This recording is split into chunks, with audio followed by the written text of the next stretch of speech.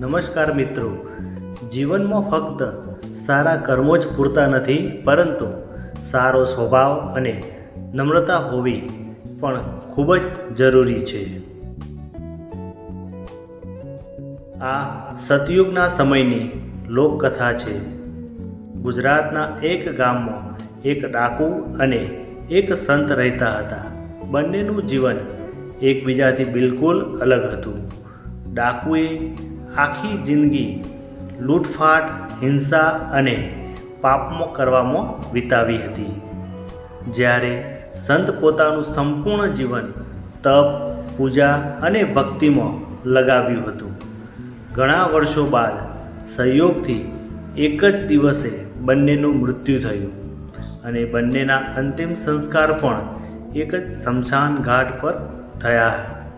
મૃત્યુ પછી બંનેની આત્માઓ યમલોક પણ સાથે જ પહોંચી, જ્યાં યમરાજે તેમના કર્મોનો હિસાબ કિતાબ જોયો અને બંનેને કહ્યું, જો તમે તમારા કર્મો વિશે કંઈ કહેવા માગતા હો તો કહી શકો છો. તરત જ ડાકુ હાથ જોડીને નમ્ર સ્વરમાં બોલ્યો, હે પ્રભુ, હું જાણું છું કે મેં જીવનભર પાપ કર્યા છે. મેં ઘણા લોકોને દુઃખ પહોંચાડ્યું છે.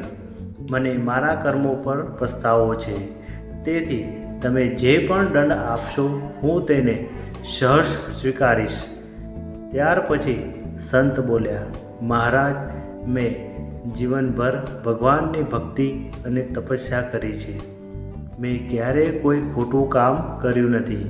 તેથી મને સ્વર્ગનો અધિકાર આપવામાં આવવો જોઈએ. યમરાજે બંનેની વાતોને ખૂબ ધ્યાનથી સાંભળી. પછી તેમણે ડાકુને કહ્યું, હવેથી તારે આ સંતની સેવા કરવી પડશે. એ જ તારી સજા છે. ડાકુએ માથું ઝુકાવીને આજ્ઞા સ્વીકારી લીધી. પરંતુ આ સાંભળતા જ સંત ક્રોધિત થઈ ગયા. તેમણે નારાજ થઈને કહ્યું, મહારાજ, આ પાપી અને અપવિત્ર વ્યક્તિ મારી સેવા કરશે. તેણે આખી જિંદગી અધર્મ કર્યો છે. તેનો સ્પર્શ પણ મને અપવિત્ર કરી દેશે. સંતની વાતો સાંભળીને યમરાજ ગંભીર થઈ ગયા. તેમણે કહ્યું, ડાકુને આખી જિંદગી પાપ કર્યા, પરંતુ મૃત્યુ પછી તેનામાં નમ્રતા અને પશ્ચાતાપ જાગી ગયો છે. તે સેવા કરવા માટે પણ તૈયાર છે. જ્યારે તમે આખી જિંદગી તપસ્યા કરી છતાં તમારામાં અહંકાર ભરેલો છે. તમારી ભક્તિ અધૂરી છે, કારણ કે સાચી ભક્તિ વ્યક્તિને નમ્ર બનાવે છે, અહંકાર નહીં. આ પછી યમરાજે કહ્યું, હવે તમે ડાકુની સેવા કરશો, એ જ તમારી સજા છે. સંતે આ સાંભળીને મૌન થઈ ગયા. તે દિવસે તેમને સમજાયું કે ફક્ત સારા કર્મો જ પૂરતા નથી, પરંતુ સારો સ્વભાવ અને નમ્રતા હોવી એ પણ એટલી જ જરૂરી હોય છે. આ પ્રસંગથી આપણને એ શીખ મળે છે કે આ વાર્તા આપણના જીવનને વ્યવસ્થાપનનો ખૂબ મોટો સંદેશ આપે છે. ઘણીવાર લોકો સારા કામો તો કરે છે, પરંતુ ધીમે ધીમે તે કામો પણ ગર્વ કરવા લાગે છે. આ જ ગર્વ ધીમે ધીમે અહંકારમાં બદલાઈ જાય છે અને વ્યક્તિની બધી જ ભલાઈઓને ખતમ કરી દે છે. જીવનને સફળ અને સંતુલિત બનાવવા માટે નમ્રતા સૌથી જરૂરી ગુણ છે.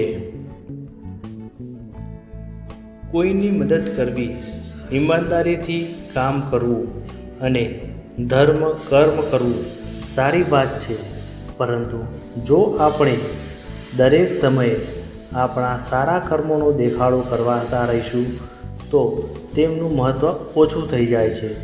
સાચી મહાનતા શાંત અને સરળ વ્યવહારમાં દેખાય છે.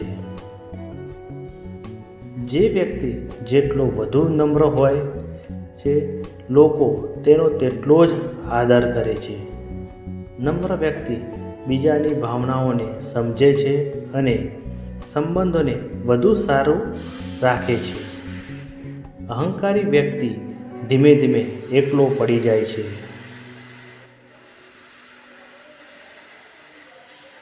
ડાકુએ યમરાજ સામે પોતાના પાપ કર્મો સ્વીકાર્યા, તેથી તેનામાં સુધારાની સંભાવના દેખાઈ. જીવનમાં જો આપણે આપણી ભૂલો સ્વીકારી લઈએ તો સુધારાનો માર્ગ પણ ખુલી જાય છે. પોતાની ભૂલ સ્વીકારવી એ કોઈ નબળાઈ નથી, પરંતુ સાચી સમજદારી છે. સફળતા મળવા પર ઘણા લોકો પોતાને બીજા કરતાં શ્રેષ્ઠ સમજવા લાગે છે. આ જ વિચાર વ્યક્તિના પતનનું કારણ બને છે. સફળતાનો સાચો આનંદ તે જ લઈ શકે છે જે વિનમ્ર રહે છે. કોઈ વ્યક્તિનો ભૂતકાળ જોઈને તેનું અપમાન ન કરવું જોઈએ. દરેક મનુષ્યમાં બદલવાની સંભાવના હોય છે. આપણે લોકોને તેમના વર્તમાન વર્તનથી ઓળખવા જોઈએ, ન કે ફક્ત તેમની જૂની ભૂલોથી. મનુષ્ય ભલે ગમે તેટલો જ્ઞાની, સફળ કે ધાર્મિક કેમ ન હોય, તેને હંમેશા વિનમ્ર રહેવું જોઈએ. સારા કર્મો ત્યારે જ સાર્થક થાય છે જ્યારે તેમાં અહંકાર ન હોય. વિનમ્રતા જ વ્યક્તિને એક મહાન વ્યક્તિ બનાવે છે.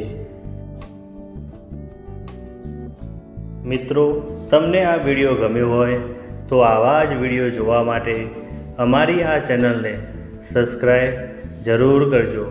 આભાર. ધન્યવાદ.